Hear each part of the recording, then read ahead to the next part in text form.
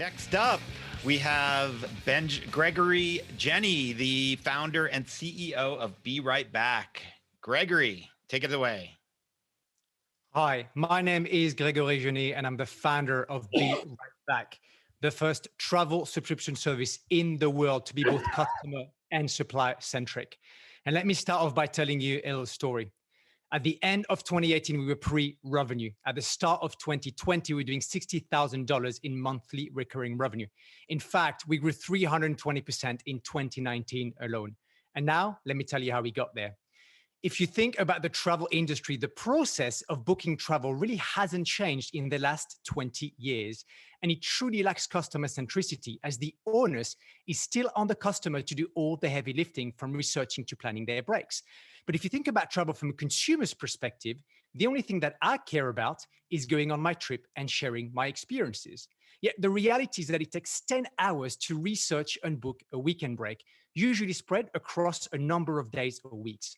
And this research process has been carved into multiple billion-dollar industries, with brands competing for my attention.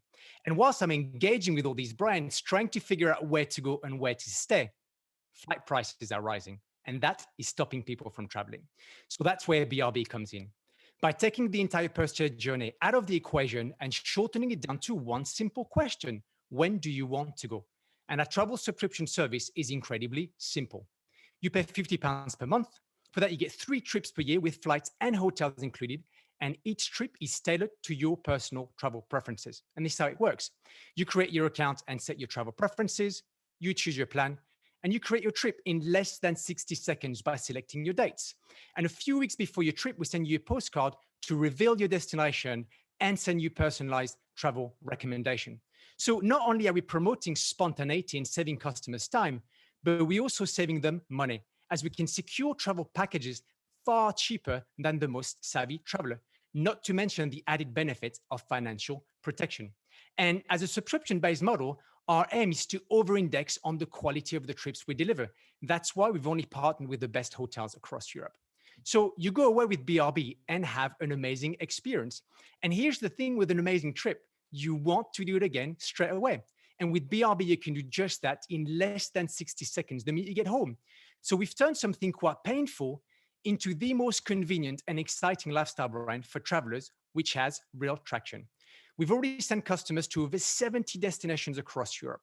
And what is truly exciting is that as soon as the UK lockdown ended, our business model took off, as customers wanted to use their savings to travel again, and we knew exactly where to send them. And this traction has led to press across some of the leading media publications in the world. And all that press coverage is great. But what really matters to us is that our customers love us, with 96% of them rating their BRB experience as excellent or great. And not only do they love us, but they are loyal too. When traditional OTAs saw their Q2 revenue drop by over 80% because customers couldn't travel, we managed to protect our revenue, as our customers were still excited to save for their travel. And not only are we better equipped to protect our revenue, but the uniqueness of our business model means that we only have to acquire customers once at the start of the journey, and we can focus instead on building loyalty. But our business model isn't just innovative on the consumer side. On the supplier side, we are flipping the entire OTA model on its head.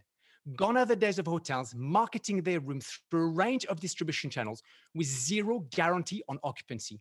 BRB fills hotels. We have guaranteed customers traveling with us all year round, and we have complete opacity of travel sourcing as we select the destination and the hotel, which means we can leverage our buying power to negotiate better rates by guaranteeing hotels higher occupancy. But how would you do this? Well, first of all, we build an individual profile for every single customer based on the data collected during the sign-up process. We then use these data to cluster customers into meaningful groups. For example, foodies for whom gastronomy is an integral part of their travel.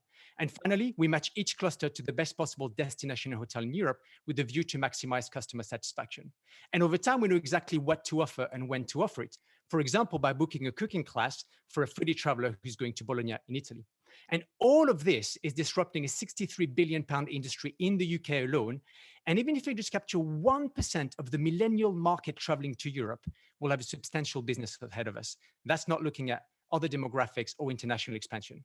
And we've got an amazing team behind this business. I've personally spent 10 years in travel tech. Tony, our CTO, I worked in the aviation sector, and Sam, our head of operation, worked in the sailing and yachting industry. And we're backed by leading entrepreneurs in travel, including Michel Tayed, who's the former president of Hertz International. So we BeRightBack, and we're the most exciting lifestyle brand for travelers. Thank you.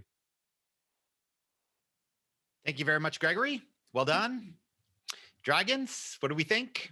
Gregory, thanks for that. Could you explain what industry you're actually disrupting? You said it's going to be amazingly disruptive. What are you disrupting?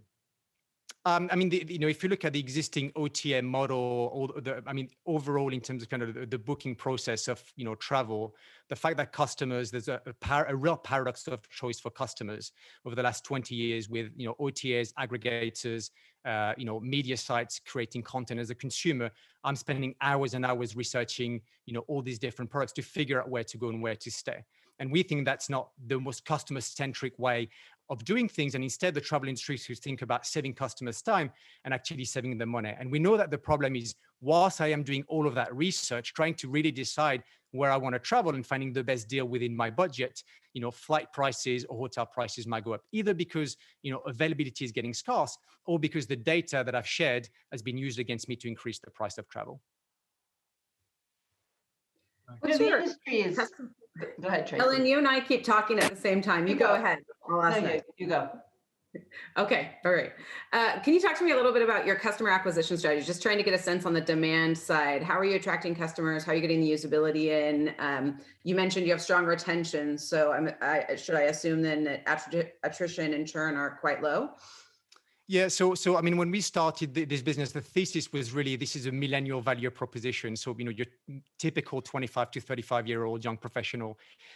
Actually, the market is much wider. About a third of our customers are in their 40s, 50s, 60s, and 70s. And we didn't expect that. So our marketing mix has really changed over the years. We really started with, I guess, the typical channels, social media, both organic and paid, influencer marketing, partnerships.